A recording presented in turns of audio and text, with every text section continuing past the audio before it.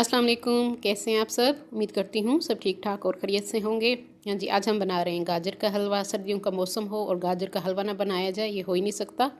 तो चलिए शुरू करते हैं आज की रेसिपी को। गाजर के हलवे को हम बनाते हैं। हाँ जी, एक कढ़ाई में मैंने ऑयल डाल दिया है। आप देसी घी का भी इस्तेमाल कर सकते हैं। हाफ कप मैंने इसमें ऑयल डाला है। हाँ जी, अब हम इसमें डाल देंगे 6 से 7 छोटी इलायची, सब्ज़ इलायची, वो मैं इसमें डाल दूँगी।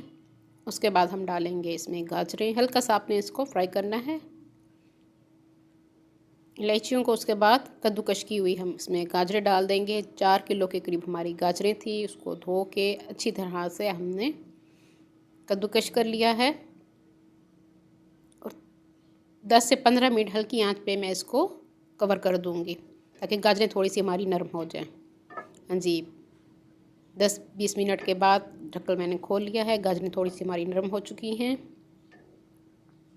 अब मैं इसमें डालूँगी दूध आप अपने टेस्ट के हिसाब से डालेंगे, जितना आपको पसंद हो। मैं इसमें 4 किलो गाजरें हैं तो दूध मैं इसमें 5 किलो के करीब डालूँगी। मलाई वाला हमारा दूध है, एक दिन पहले मैंने इसको बॉयल करके रख दिया था। उसकी मलाई भी खूब अच्छी बनी हुई है, वो भी मैंने इसमें डाल दी है। हाँ जी, दूध हमने सारा इसमें डाल दिया है और हल्की आंच पे हम इसको पकने रख लेंगे।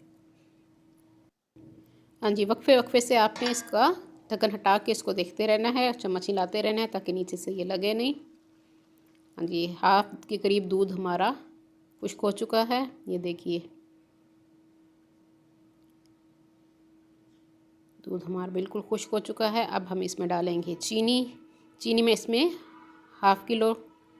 आधा किलो इसमें चीनी डाल रही हूँ।